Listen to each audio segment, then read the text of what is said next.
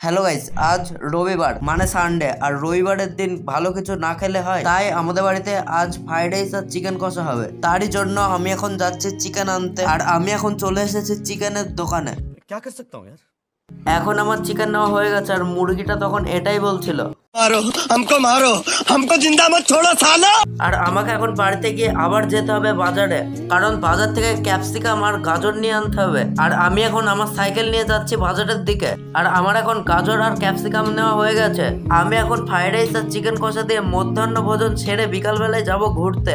আমি আর রনি এখন বেরিয়ে পড়েছি বিকালবেলায় ঘুরতে যাওয়ার জন্য। আর আজ অনেক দূরে যাব ঘুরতে, আর সাথে নতুন নতুন কিছু জায়গা এক্সপ্লোর করব, যে জায়গাগুলোতে আমি আজই প্রথম যাব, এর আগে যাইনি। আর এখন আমরা ঘুরতে যাওয়ার জন্য বাইক নিয়ে বেরিয়ে পড়েছি। আর এখন আমি আমাদের বাড়ির থেকে প্রায় 7 কিলোমিটার দূরে একটা জায়গায় এসেছি। আর এটা যত সম্ভব বিল বা ডোবা। আর আমি এখন বাড়ি যাই আর তোমাদের বলি টাটা।